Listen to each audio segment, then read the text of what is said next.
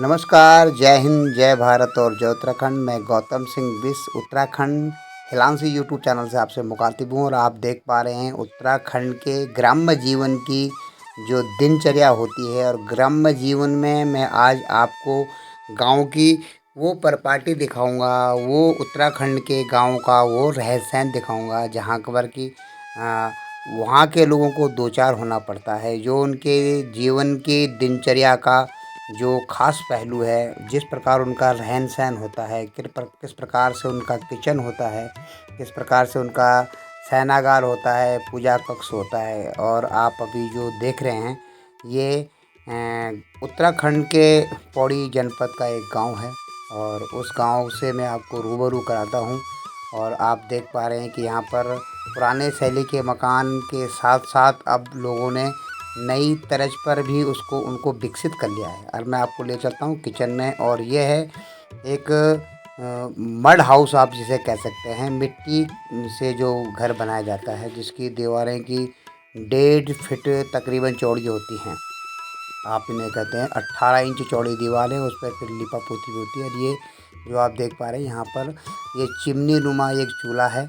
और इस चूल्हे पे जब भोजन बनता है तो उसका धुआं सीधा बाहर निकल जाता है ऊपर, और घर के अंदर इतना धुआं नहीं हो पाता है। ये गांव के लोगों का जो स्टोरेज करने का, वहीं पर लकड़ियाँ स्टोरेज होती हैं, क्योंकि बरसात के दिनों में लकड़ियाँ गीली हो जाती हैं बाहर।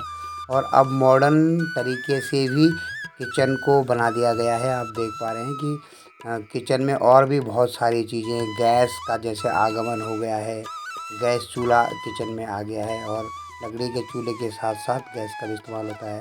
और उसके बाहर वाला जो कक्ष होता है, उस कक्ष में उनका खाने पीने का सामान और चीज़ें बिल्कुल सलीके से रखी होती हैं। और ये जो घर होता है, इसमें 2 घर होते हैं। और ऊपर से ढैपर भी आप कह सकते हैं, क्योंकि लकड़ी के ऊपर कुछ तख्तों की मदद से बनाया जाता है, दुछत्ती जिसे आप कह सकते हैं। और इस दुछत्ती में साल भर की लकड़ियाँ भी रख रहती हैं। और अब उनको उनके जो बैठक घर में चलते हैं, जिसको आप ड्राइंग रूम कह सकते हैं। और ड्राइंग रूम की साज सज्जा भी दीवारों पर जो गृह स्वामी का जो स्वभाव होगा, जिस प्रकार से उनका नेचर होगा, उस नेचर की आपको तस्वीरें मिल जाएंगी। और इस प्रकार से मिट्टी की पुती दीवारों पर भी रंग रोगन करके उत्तराखंड के लोग बेहद ही स्वच्छतापूर्ण जीवन जीते हैं।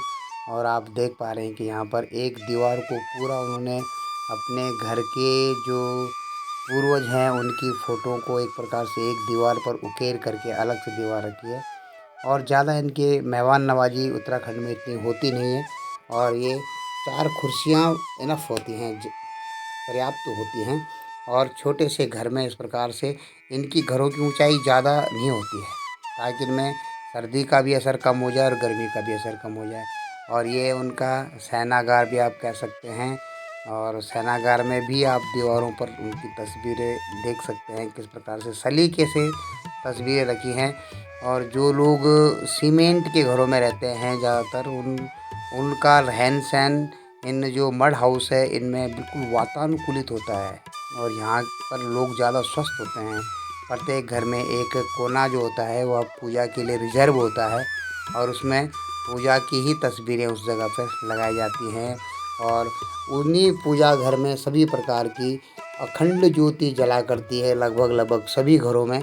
और निचले तल पर आप देख पा रहे हैं कि नाना प्रकार की जो हमारी धार्मिक पुस्तकें होते हैं, रामायण, भागवत, श्रीमद् गीता, भगवत। और यहाँ पे देख पा रहे हैं कि इस घर में भी माता की अखंड एक प्रकार से ज्योत जल रही है। और जिस टाइम ज्योत अगर बुझ भी जाती, कम हो जाती है, तेल समाप्त हो जाता है, तो यहाँ पर उन्होंने बल्ब के माध्यम से माँ के जो इस घर को उसको प्रकाशित करने के लिए एक बल्ब का भी प्रयोग इसमें किया है। और ये हर घर की आस्था का पॉइंट होता है, और जिसमें से उस घर का जनजीवन, उस गृह स्वामी के रख रखाव और रहन सहन का पता चलता है। और उत्तराखंड में आप देख पा रहे हैं कि आधुनिकता भी इसमें बहुत आ गई है, क्योंकि आपको कैसो हर घर में लगभग मिल जाएंगे। अपने पितरों के लिए भी एक दीवार पर स्थान होता है जहाँ पर उनके पितृ देवता रहते हैं। और कैसों में ये डीजे वगैरह नहीं बजता है, लेकिन भजन कीर्तन का जब समय होता है, साँझ के समय जब अवकाश मिल जाता है तो भजन कीर्तन के समय पर इसका वो जो म्यूजिक इंस्ट्रूमेंट है उनका प्रयोग करते हैं। तो आज मैंने आपको उत्तराखंड के गाँव के घर का जो मड हाउस होता है उसकी एक झलक दिखाई है और कितनी शालीनता, कितनी बारीकी से उसको सजाया गया है। अगले अंक में फिर मुलाकात होगी। जय हिंद और जय भारत।